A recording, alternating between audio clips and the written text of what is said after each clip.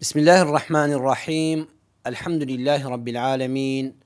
والصلاة والسلام على سيدنا وحبيبنا محمد وعلى آله وأصحابه أجمعين.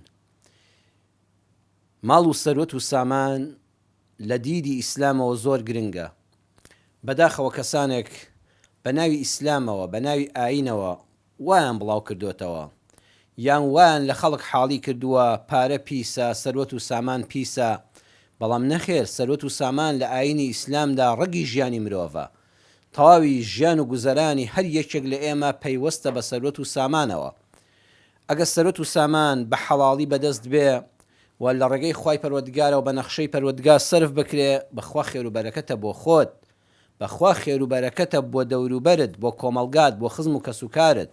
بۆیە پەروەردگار لە چەندین ئاەتی قورئانە بە درێژی ڕێنمایی کردوین،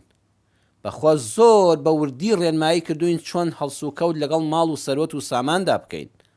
دەست بڵاو نەبین، هەروەکو فەرمانی پێکردوین کە ڕەزیل نەبین. لە سوورەتی ئەل-ئیسراء ئاەتی 26 بۆ 29 دەفەرمێ: وآتی ذا القربى حقه والمسكين وابن السبيل ولا تبذر تبذيرا إن المبذرين كانوا إخوان الشياطين وكان الشيطان لربه كفورا. حقی خزمانت بدە، حقی ئەو کەسانە بدە کە لێت نزیکن. ئەم ماڵ و سەروەت و سامانە بەڕێزم تەنها هی خۆت نییە. خزم تەنها با بۆ پرسە تێدا نەبێ، لە کاتی هەژاریدا، لە کاتی لێقەوماندا، لە کاتی نەخۆشیدا بەدەمی خزمەکەتەوە بە. ئەم ماڵە خوای گەورە سەروەت و سامانێکی بە تۆ بەخشیوە لە ناو خزمەکانتا، تۆ پاروێک نانی زیادت هەیە، خۆش بژی، حەقی خۆتە، یەخوا نۆشت بێ، بەڵام خزمەکانت لە یاد مەکە. زۆر کەسێ بەڕێزان فەوتاوی براکەیەتی، بەخوا من و تۆ سەرفتەی ڕەمەزان و سەدەقە و خێر و زەکاتی نادەینێ، ئەڵە کاکە فڵان کەس برای فڵان کەسە، یا فڵان کەس بە دەفتەر دۆلار دەڵێ یەک، بەڵام بێ ئاگایە داماوە ئەم براکەی خۆی کە بە دەفتەر دۆلار دەڵێ یەک، بەخوا دینارێکی نەداوەتێ، دۆلارێکی نەداوەتێ، لەو بەینایە ئەم خزمەت تێدا چوو. خەڵکیش ئاماژەی پێدەکاڵە بڵێ برای فڵان کەسە،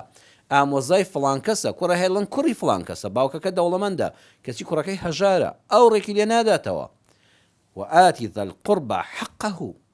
ئەمانە حەقیان لەسەرتە. ئەمانە ئەم خزمانە هەر بۆ گریانی سەر قەبران و ناو پرسە تێدا نەبین، با بۆ کاتی تنگانە و هەژاری لە پشتی یەکتر بین. والمیسکین، ئەمجا بازنەکە فراوانتر دەکا. ئەگە خوای کرد پاروێک نان زیاد بوو لە خۆت و خزمەکان و کەسوکارت، کاکە چاوبڕژێڕە هەژاریش زۆرە لە وڵاتە، ئەو هەژارانش هاوڵاتی تۆن، ئەو هەژارانش هاودینی تۆن. ئەو هەژارانە ئەگە یەکێکیان لە ماڵەوە بەس برسیەتی شەو بکاتەوە تا بەیانی لەگەڵ منداڵەکان یا برسی بێت، تۆ لەولاوە تێربی و بێ ئاگابی لێیان دەبێت لە ئیمانەکەت پرسی، فەرمودەی پێغەمبەری صلی الله علیه وسلم لەسەرە. وابن السەبیل، ئەمجا بازنەکە فراوانتر دەکا، بازنەکە فراوانتر دەکات، دەفەرمێ ئەوانەی کەوا ڕێبوارن، غەریبەیەک لە وڵاتی تۆدا لێی قەوماوە، با لە وڵاتی خۆشیان دەوڵەمەند بێ، با لە وڵاتی خۆیان پارەی هەبێ، لێرە پارەکانی لێ بزر بووە، نابێت سوڵ بکە، نابێت زەلیل بێ، ئەبێ بەشێک لە خێر و خێرات و زەکاتی خۆت بدەی بەم ئیبن السەبیلە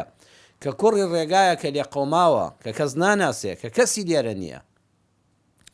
ئەنجا سەیری دیقەتی قورئان بدەن، دیقەتی قورئان بدەن. بەڕێزان عەرزتان دەکەم، ئەم قورئانە زۆر زۆر وردە، چونکە کەلامی خوایە. مامۆستا محەممەد ڕەوف محەممەد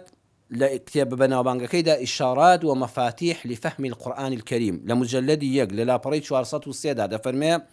هوية المنفق عليه مجهولة، إذن ليس شرطا أن يكون مسلما، بل يكفي أنه إنسان محتاج وعاجز في تلك اللحظة. دەفەرمێ هەویەی ئەو کەسەی کە پێی دەبەخشی لە خزمەکەت، لە هەژارەکەت، لە ڕێبوارەکە هەویەکەی دیاری نەکراوە. نەیفەرمۆ سەیری هەویەکەی کە بزانم مسلیمە یان نا، مسلمانە یان غەیرە مسلمانە. گرنگ ئەوەیە لەم وەختەدا ئەم خزمەت، ئەم هەژارە، ئەم ڕێبوارە لێ قەوماوە، محتاجە، برسیە، ڕەشوڕوتە، منداڵەکانی داماون، نەخۆشی هەیە و بێچارەسەرە، پێویستی بە هاوکاری مادی هەیە. سوبحان الله، دەفەرمێن نەیفەرموو خزمێکی مسلمانت، هەژارێکی مسلمان، ڕێبوارێکی لێ قەوماوی ئیماندار، نەخێر، گرنگ ئەوەی ئینسانێک بێ،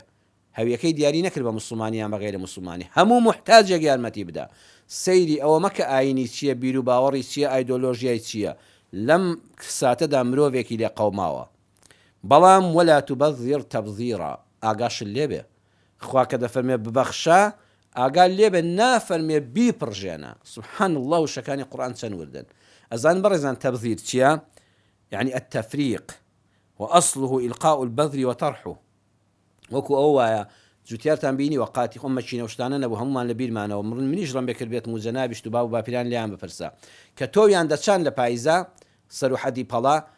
هەندێک تورەکەیەکیان دێنا پڕیان دەکرد لە گەنم یان لە جۆ یان لە نۆک دەستیان پیا دەکرد و ئاوادایان پڕژان حەدەن کە گەنمە بەلایە کادەڕۆی هەردەنکی نۆکێک نیسکێک جۆیەک بەلایە کادەڕۆی ئەوە تەبزیرە خوا دەفەرمێ ئاوا ماڵەکەت پەرش و بڵاو مەکە ئاوا مەی پڕژێنە هیچت بەسەر هیچەوە دیار نەبێ هیچ جێگایەک نەگرێ بۆ ئین المبەذیرینە کانوا ئیخوان الشەیاطین بەخوا بابەتی چ قورسە چونکە ئەوانەی ئاوا ماڵەکەیان دەپڕژێن و پشتیان پێوەی نایەشێ و هیچ جێگایەکیان بۆ ناگرێنە بۆ دنیانە بۆ خیامەت ئەوانە برای شەیطانن وەکان الشەیطان لڕەبیه کەفوورا چونکە شەیطان سوپاسی پەروەردگاری نەکرد لەسەر ئەو خەڵاتانی کە پێی بەخشی بوو ئەم دەوڵەمەندەش کە سوپاسی ئەڵڵا ناکە کە ناگەڕێتەوە بۆ شەرعەکەی خوای پەروەردگار کە جێگایەک بەم پارە سەرفکردنەی ناگری ئەم پارە و پۆڵ و دینار و دۆلاری لەبەردەستایە حەدەی پڕژێنێ ئاوا بەڕێزان فڕێدا حەد دەپڕژێ و کەس نازانێت چی لێ دێ ئەوە وەکو شەیطان وایە چونکە بێنمەکە بەرامبەر بە ذاتی پەروەردگار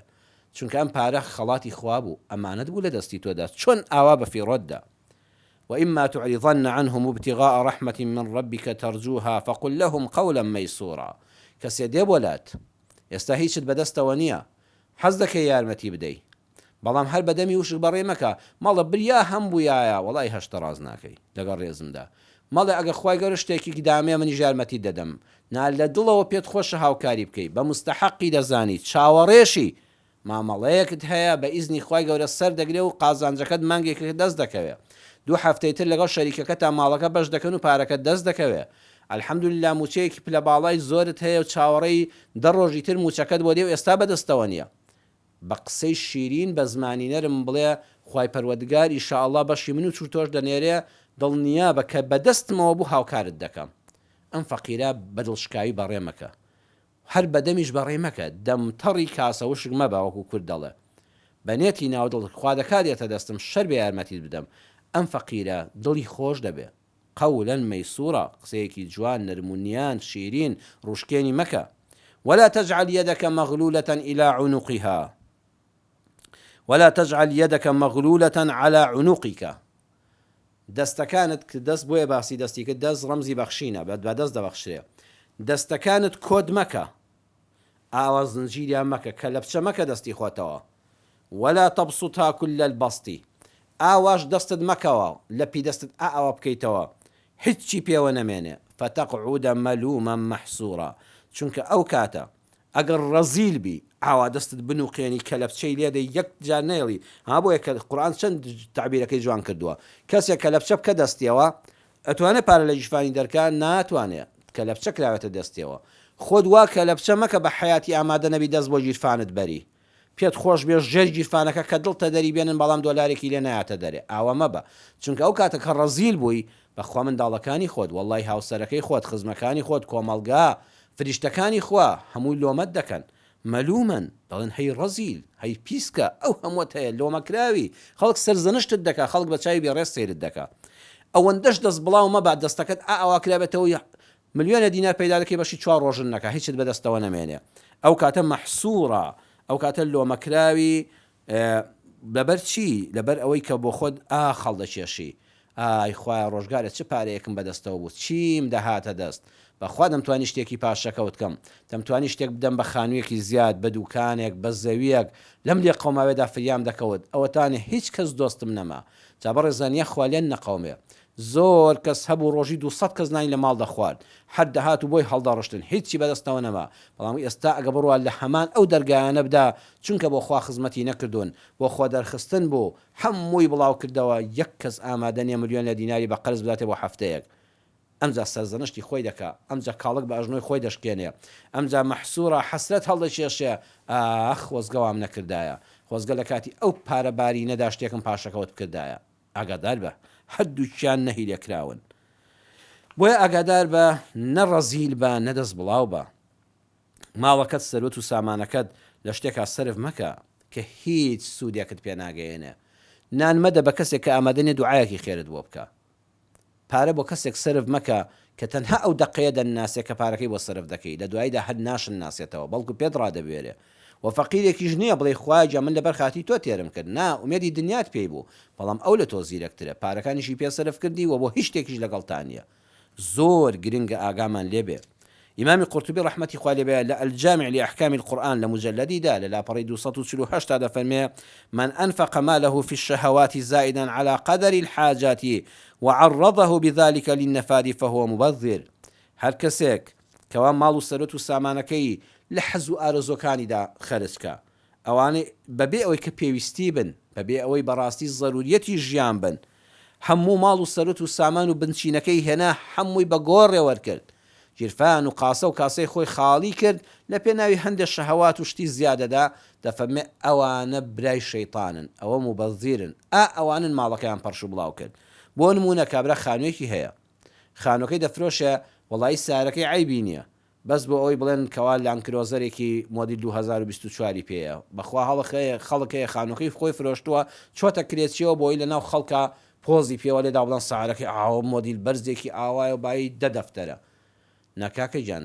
با خانووەکەت بمایە، سارەکەت دەتوانی بە سارەیەکی دوو دەفتەری دەفتەر و نیویش بەڕای بەڕێگادا بڕۆی هیچ عیبیشی نەبێ و پێداویستیەکانی ژیانیشت دابینکە. حرامە دوکانێکت هەیە الحەمدولله خۆش نانی لێ دەخۆی، ئەگە بیدێ بەکرێ مسلمانێکیش دەسەری دەژیا و خێزانێک نانی لێ دەخوا، تخوا معقولە دوکانەکە دفرۆشی بیدەی بە قەنەفەی ناوماڵ؟ ئەمە چیا قەنەفەکان گران بەهاتر بن لە خەڵکو و بڵێ بەڕاستی دیواخانەکەی ڕازاوەیە، گوناهت گەیشتۆتێ خراپت کردووە.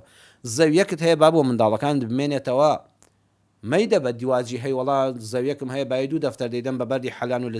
لە پێشی خانووەکەمی ئەدەم، ئەیدەم بە کاشی مەڕمەڕ وازی هەیە خانووەکەمی پێ جوان دەکەم. ئەمە جێگای نەگرت، ئەو بەیانی هەر هەتا و هەڵی دەوەرێنە و فڕێ دێتە دەرەوە. زیێڕەکەت فرۆش، ئافرەتێک زێڕ دەفرۆشە، تخوا حەیف نییە زیێڕەکان بفرۆشی بۆ ئەوی وڵا سەفەرێکی تورکیای پێ بکەم، ئەی بۆ سەفەرێکی عومرەت پێ نەکرد بۆ خیامەتی خۆت. بۆیە هەر شتێک کە بۆ دنیا و بۆ قیامەت جێگە نەگرێ و پێویست نەبێ ئەسڵی ماڵەکەتی لەسەردانەی ئەو تەبذیرەیە، وەکو ئیمامی قورتوبی دەفەرمێ ڕەحمەتی خوای لێبێ کاتێک کەوا هیچ جێگای بۆ تۆ نەگرت. پارێزگاری ماڵ و سەروەت و سامانت بکە، ئاگال لە خۆت بێ ماڵ دوو پرسیاری لەسەرە، من ئەین اکتسبه ئەم پارە و سەروەت و سامانەت چۆن پەیدا کرد، وفيما أنفقه أي لشيدا خرجت كرد.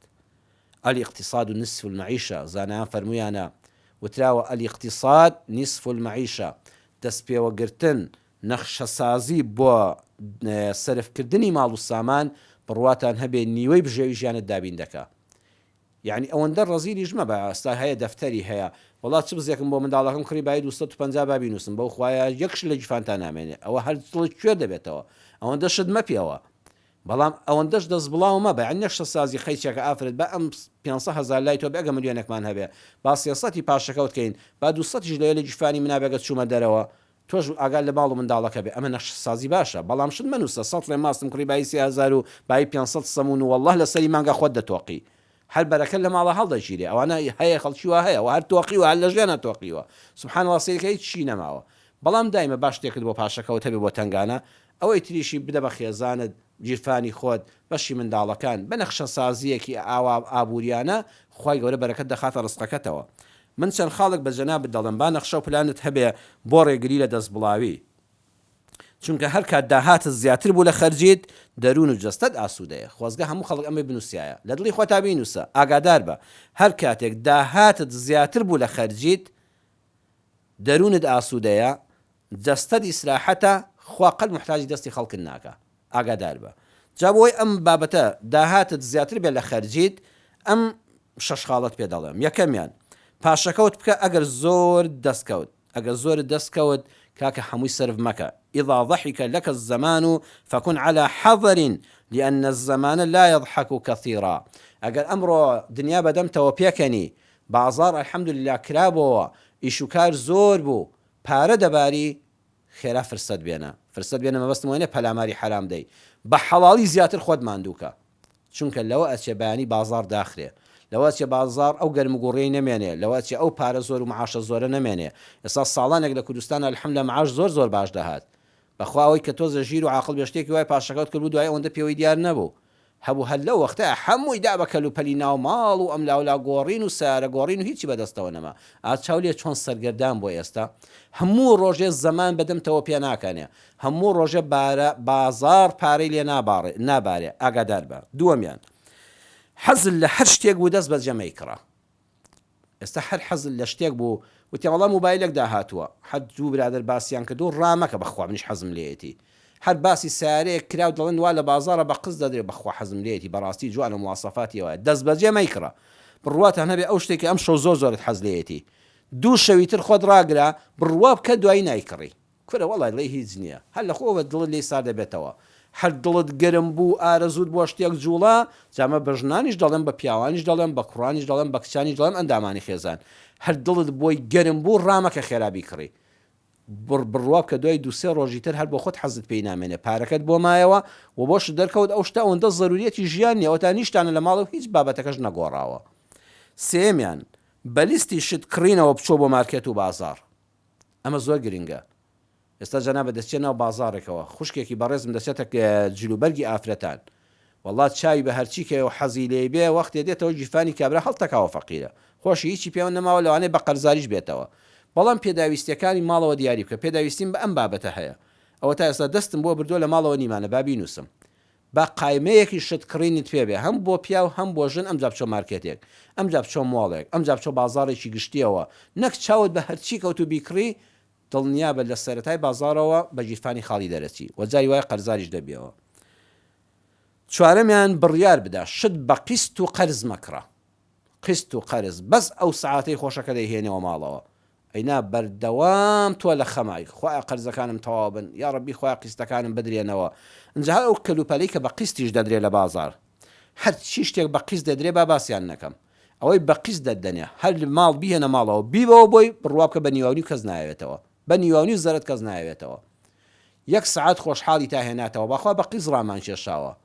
بەڵام بڕواتان هەبێت ساڵانێک پێوەی ناڕەحەت دەبی هەتا جار هەیە خوا نەخواستە مەعاشەکە وەکو ئێستانایە جار هەیە نەخۆشێک لە ماڵا دروست دەبێت جار هەیە تەعزەیەک خوا پەناماندا دێتە پێشەوە جار هەیە کچەکە لە زانکۆ کوڕەکە لە زانکۆ پێداویستێکی و داوای پارلێکە قیستەکە نەدرایەوە قیستەکە زیاد دەکا هەم تووشی ڕیبا هەم تووشی گونا هەم تووشی خەلەلی عەقڵی دەبی بەخوا خەوەکەشت دەڕوا هەم تووشیەوە دەبی تەلەفۆنەکانت داخی خوا بکەم تەلەفۆنم بۆ نەکەن بۆ قیستەکە جا بۆ عیزەتی خۆت دەشکێنی بۆ شتێک کە بەخوا ئەوەندە زەرور نییە ئەمە نان نییە ئەمە ئاو نییە ئەمە سەلاجەیەک نییە بڵێ ئەگەر نەمبێت بچم بۆ سەهۆڵ بۆ ماڵان خۆت بپارێزە ئەوەی زەروری ژیان نەبێ قەت بە قیست و بە قەرز ئەزیزم شت مەکڕە ئاگادار بە. پێنجەم بە ڕیکلام مەخەڵەتێ هەمووی ڕووکەش و فریودەرە قەت بە ڕیکلام مەخەڵەتێ ئای ئەم شوقەیە ئەگەر بگەیتەوە شاری خەونا هەر بولبولەوە دەجریوێنێ وەڵڵای بچی بۆ قیش لێی ناقیڕێنێ بابە ئەوەی کە تۆ دیتەوە لەسەر کۆمپیوتەرە خاتون گەرم مەبە فەقیرە بە عەرزەکەمان بفرۆشیم پیاوەکە سارەکەت بفرۆشە و زیێڕەکانم دەفرۆشم بەس لەم شوقەیەدا بژیم بگەمە ئەم شارە سیتیە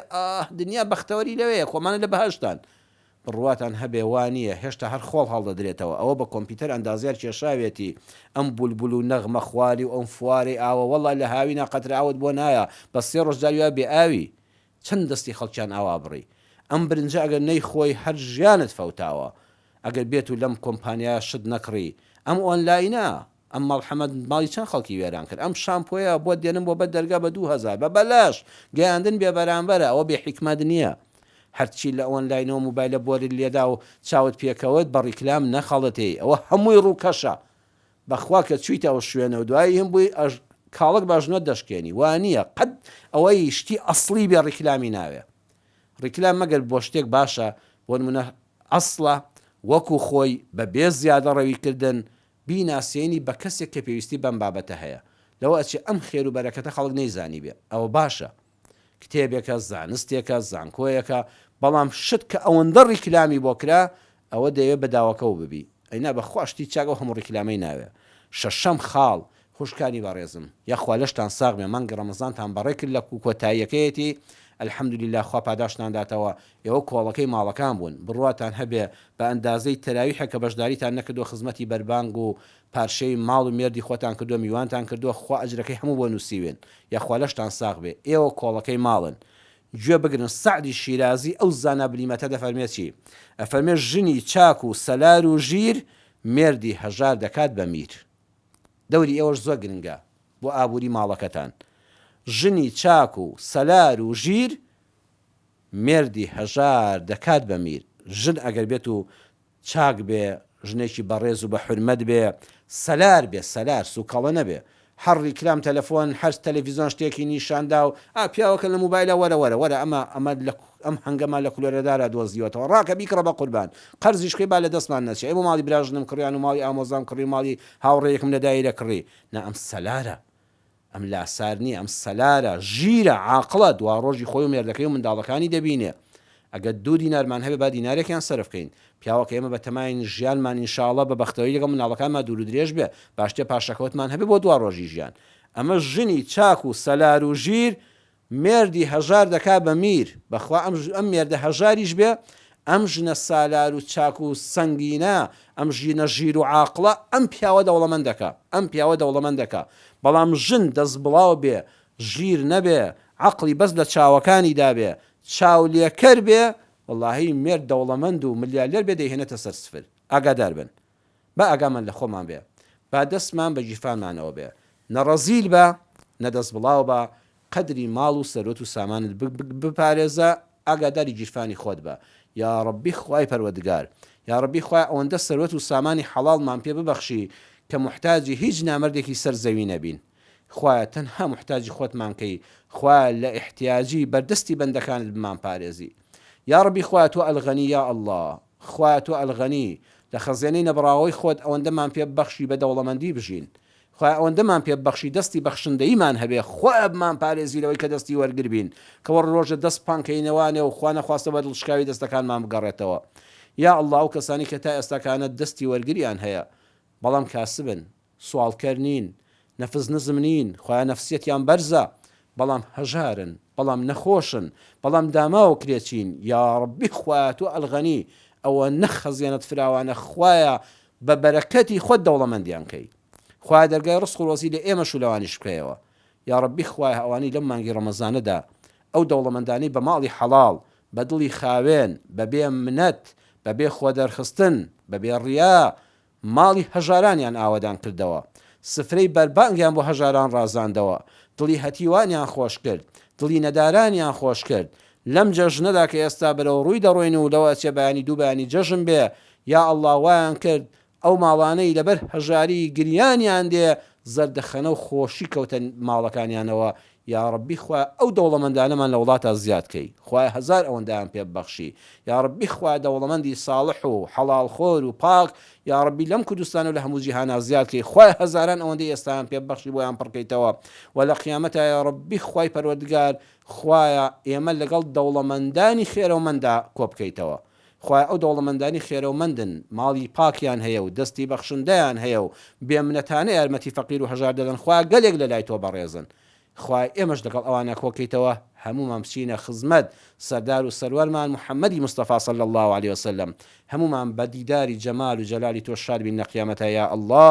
جێگەی هەموو لایەکمان بەهەشت بێ و جەژنیشتان لێ پیرۆز بێ، تاعەت و عیبادەتی مانگی ڕەمەزانیش لە هەموو لایەکمان قبول بێ. سوپاستان دەکەم کەوا زنجیرە باسی ئاگادار بە هەموو شەوەیەک لەگەڵماندا بوون، هەموو ڕۆژێ لەگەڵمان بوون و ئینشاءالله خوای گەورە ئەم زنجیرە باسی ئاگاداربەی کردو بە خێر و ڕەحمەت بۆ خۆم، بۆ جەنابتان، بۆ برایانی کامیرەمان و ئەوانی کە لێرە ئامادە بوون و لەگەڵماندا بەشدار بوون. یا ڕەبی خوای لە هەموو لایەکمانی قبول کەی. آمين آمين والحمد لله رب العالمين. سبحان ربك رب العزة عما يصفون، وسلام على المرسلين، والحمد لله رب العالمين، والسلام عليكم ورحمة الله وبركاته.